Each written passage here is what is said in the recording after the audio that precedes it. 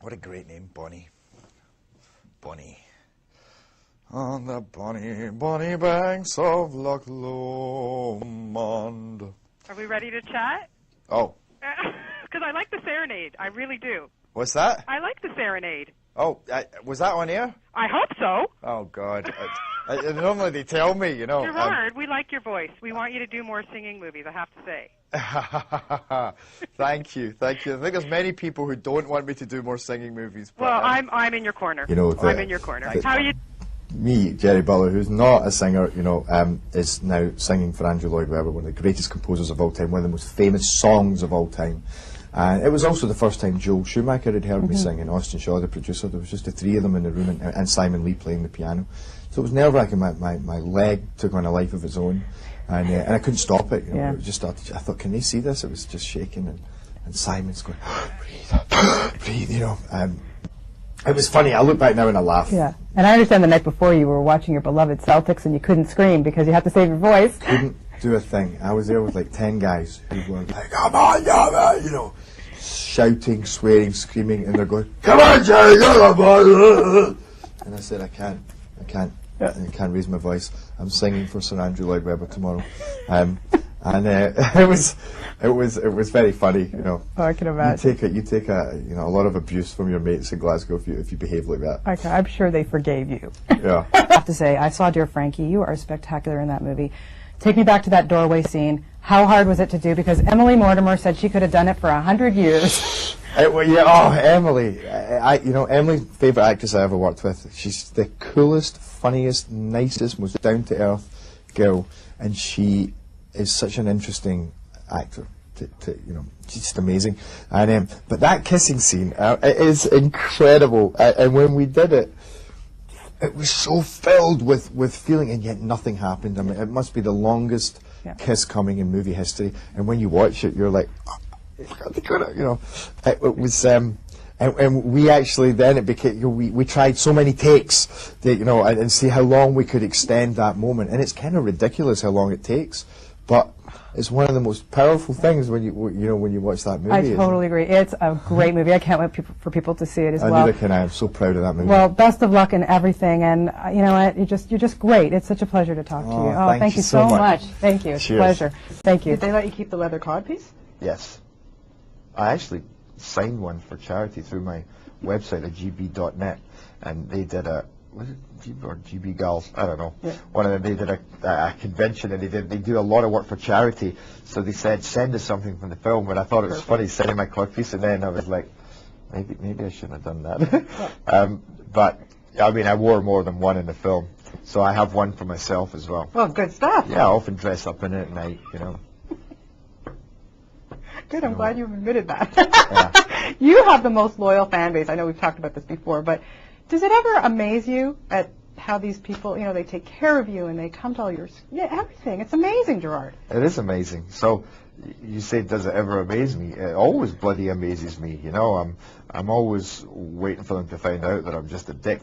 But but it's gone past that. It's gone past, like 300 to me has gone past just a film. It's become something else, and that's when it feeds off the energy, and other people feed it with energy, and it feeds them with energy, and that's how the fans work.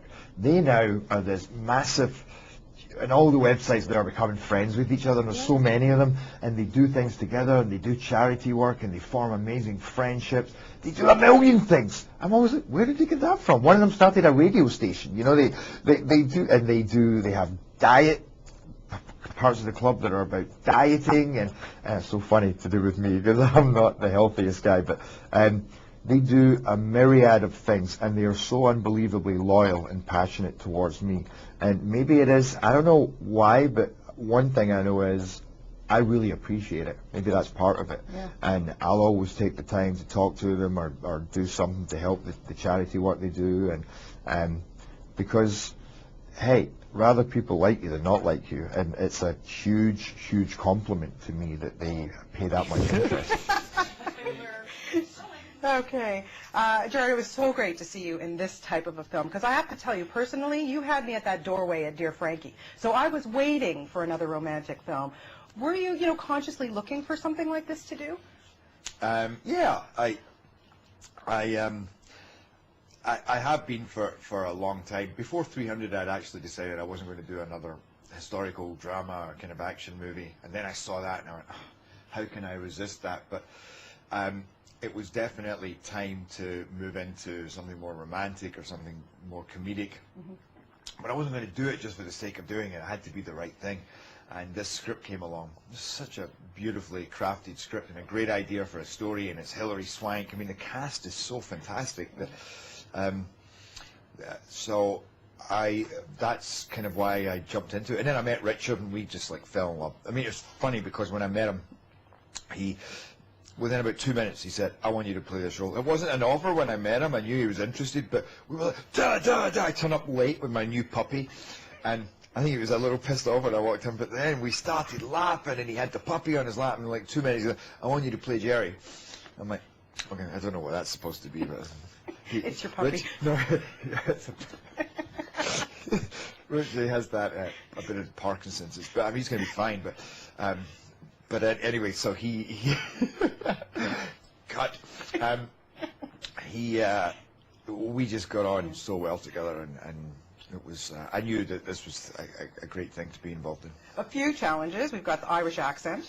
Was that a little bit of a challenge? It was actually, and I hope people appreciate that because I know we're kind of close, but I always think that the accents are very different. To the Americans, they sound the same, but to a Scots person, an Irish person, they're really very different. And it's you want to try and be able to come across as a real person and not a leprechaun, which was always a bit of a challenge. Oh, hello, Holly. I'm your husband. I'm also Little Green Man.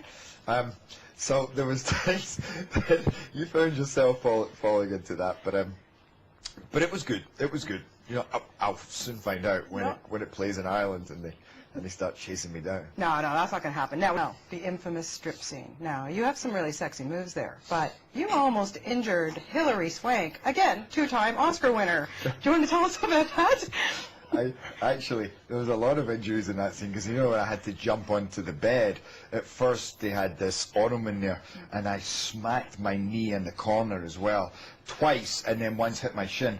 And then, on top of that, I almost took out Hilary's eye. And, I mean, I can laugh about it now because she does, but in fact, she even laughed about it then, which was pretty cool. But it was horrible at the time, and I'd spent about 2 days doing this strip scene, and that's hard. It was funny at first, but you knew a day into it, the people are like, this isn't entertaining anymore, you know. We've seen it. You're doing it because, you know, you're doing so many takes and close-ups, wide shots, mid shots, and then we turned around on Hilary. And when we turned around on Hilary, when I pulled up, when my brace, my suspender pings, it got stuck in the table behind me.